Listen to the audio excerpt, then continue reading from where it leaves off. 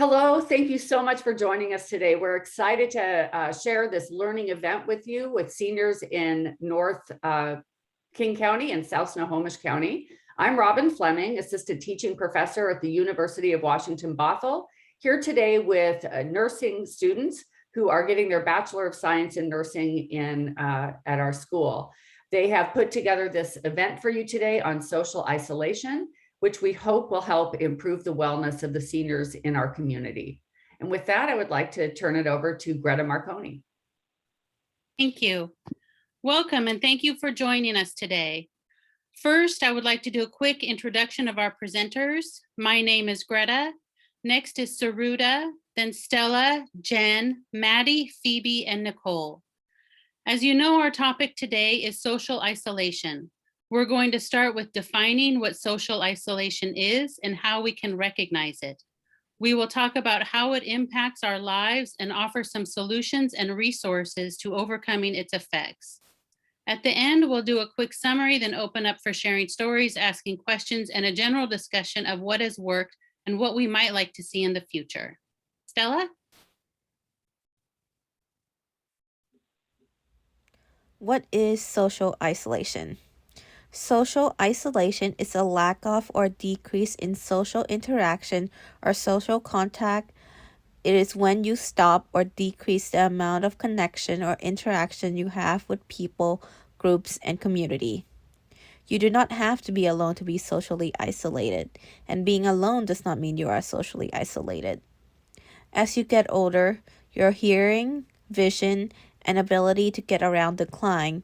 You likely experience loss of a friend or family, so the chance of you encountering social isolation increases. In addition, the current pandemic has brought on social distancing and staying at home mandate, thus causing the issue of social isolation to become more prominent, especially in older adults. So this statistic portrayed the percentage of older adults in the US who report feeling lonely or isolated before and during the COVID-19 pandemic as of June 2020. Before the pandemic in October 2018, 27% of older adults felt isolated from others. But in June 2020, more than half of the US adults aged 52 to 80 years old felt so. There are several risk factors that can cause the social isolation. The first, the sudden changes, like including the loss of spouse or loved ones, can promote the feelings of loneliness.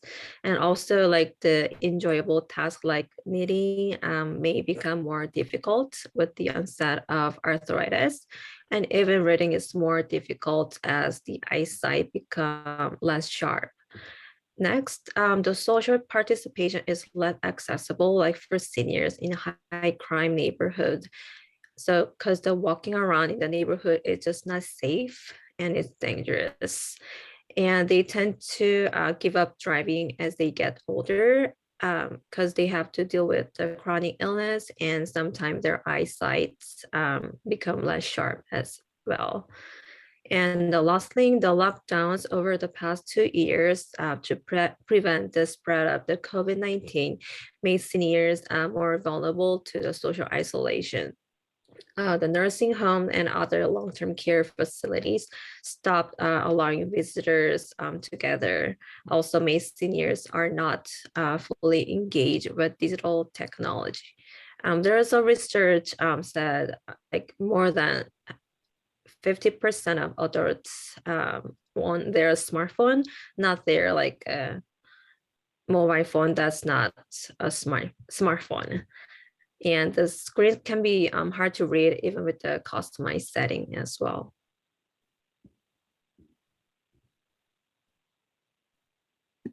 The pandemic has had an impact on all of us.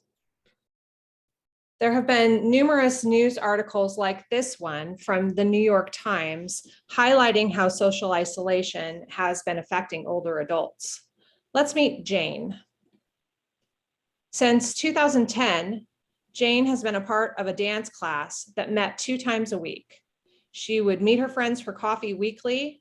She was part of a book club and an active member of her senior center. She often called her friends for get-togethers. She expressed feeling strong, happy with her life, and looking forward to the future. In March 2020, Jane's dance class stopped meeting. She was afraid to go out for coffee because she worried about getting sick and was unsure about how the virus spread. Several of her friends contracted the virus and were hospitalized. Jane began having trouble sleeping at night because of her worry and her lack of exercise. She decided that it was easiest and safest to stay in her apartment. She stopped reaching out to her friends and isolated herself further by having groceries delivered to her home. When she did talk, she began to snap at people, and they distanced themselves further from her because of her moodiness. In the past 2 years, Jane's decreased physical activity has left her feeling weaker. She feels exhausted when she gets up from the couch to go to the kitchen. Also, her back hurts most of the time. She talks to her son, George, on the phone once in a while, but he's a long-haul truck driver, and they only speak about twice a month. When they talk, he's noticed that she just doesn't seem like herself. She's less interested in her hobbies. She's been forgetting words, and she can't follow their conversations as well. She told him last night that she fell last week in the bathroom and hit her knee, but that she feels fine now.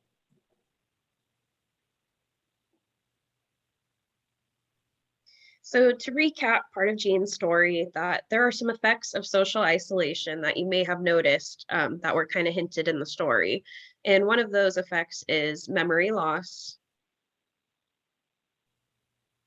Next slide. And decreased strength. She also has the effects of depression and the risk of falling, as she had fallen in the story, as well as it affects chronic diseases by increasing some of the comorbidities. Next slide. She also is having some difficulty sleeping. This can also be present by struggles having naps in the afternoon, and she also is experiencing some feelings of loneliness, which is part of social isolation. Some other things that are included are increased pain and digestive problems that you may experience if you are feeling the effects of social isolation. Other things are you can become more easily sick, and you may experience shock and distress just by being isolated and not having the connections you normally would have with your community. Other things as well would be worried habits. That's definitely present more so now than probably prior, just because over the news, there's a ton of info on COVID, and most of the time the news kind of shows negative events, which can cause increased stress and anxiety for individuals. And you may also experience fewer friendships just by not engaging or reaching out as often as you would have before. Also, Jane, if you noticed in the story, she snapped a couple times. This can be a sign of irritability, which is common with social isolation. And it actually has been found that social isolation increases your risk by 20% of premature death, which is a pretty high rate. Signs you may be feeling socially isolated include feeling anxious regarding social events and avoiding social interactions. You may also be prone to canceling plans or canceling things you've already arranged, or just having a general sense that you want to be alone. So this is Jane now. Jane found ways to stay more socially connected. To increase communication with her son, George, she created a calling schedule and was taught how to navigate video calling with her son, now interacting via Zoom and phone call at least twice a week. To help aid in fatigue and a lack of exercise, Jane developed a walking route with her friends around the senior center, keeping 6 feet apart at all times. This helped Jane connect with nature and breathe fresh air while getting exercise and being able to see her friends daily. To ease her mind and stress, Jane began a meditation routine every morning and night, which helped ease her anxiety and give her a better night's rest. Jane also picked up on journaling and knitting, finding that even if connection with others was decreased, she was able to find ways to feel connected within herself. So some ways we can combat these feelings of social isolation is we want to embrace virtual opportunities. If you're able to not have in-person contact, we can find ways to use text, calls, email, social media, and video to stay in touch. We also want to try and follow a routine. A daily routine gives a sense of purpose, structure, and some normalcy to life. Also trying relaxing activities such as reading, journaling, stretching, and listening to music. NNN offers an online book club via Zoom, the next session being the 28th. Going outside daily and getting fresh air and exercise also helps with stress and loneliness. NNN offers a walk-in Lake Forest Park event every Monday where you can walk with friends and enjoy some scenic views. And then try and swap social distancing for physical distancing, just making sure you're keeping a 6 feet distance, but don't neglect in-person connection completely and just mask up. And then taking a break from things that cause you increased stress, such as the news or social media. NNN does offer a coffee and chat every other Tuesday, where you can meet at a coffee shop, grab a bite, and meet new people. We have some great resources for you. Villages are a social support network for members by members. The village concept is geared towards helping seniors stay in their home. The service areas are generally connected neighborhoods or towns. And a few of the services that are typically offered are transportation, house cleaning, errands, and shopping. They also have scheduled walking clubs and lunches. Two that we have listed here are Northwest Neighbors Network and Northeast Seattle Together, or NEST. Sadly, there is no village model north of Linwood. If you're interested in starting one, you can look at Village to Village Network. They have great instructions and offer help. Next slide. Senior centers are a great place to meet others and take advantage of classes and programs. Many offer exercise classes that meet in person and online. They also have educational and cooking classes. In addition, there are clubs and gatherings that meet. Next slide. Your local neighborhood association can also be a great resource. The one shown here is Finney Neighborhood Association, but most neighborhoods have them, and they're a great way to meet your neighbors and stay close to home. Most of our local pools are open and offering exercise classes. Water exercise is a great way to stay fit. It's easy on the joints and gets your heart pumping. Next slide. Volunteering is a great way to stay connected to your local community as well. It makes others feel good and it makes you feel good. Many parks departments have volunteer opportunities like park cleanup or adopt a drain, or even you can become a beach docent. Next slide. Boosters for Joy is a published guide from AARP for seniors to help reestablish community engagement. It has resources and guides, as well as how-tos and tips. You can find this on the AARP website. This brings us to the end of our presentation. We have talked about how social isolation is a loss of contact and interaction with people. It can be due to a change in living situation, chronic disease, loss of a loved one, or even a pandemic.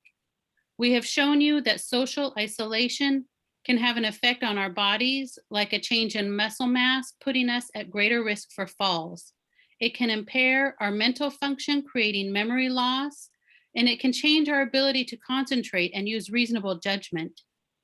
It can also create feelings of depression and loneliness.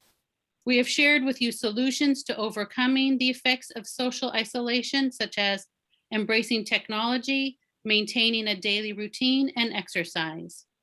And we have given you some great resources to fall back on, like participating in senior centers or local pools, and becoming a member in your local neighborhood association or village. Next slide. I would like to end our presentation with a quote from Henry Nguyen. Community means that people come together around a table, not just to feed our bodies, but to feed their minds and relationships.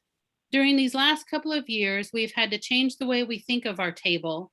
And while change can be difficult, it can also be a lifeline. Accepting small changes means we can keep our community strong and vibrant.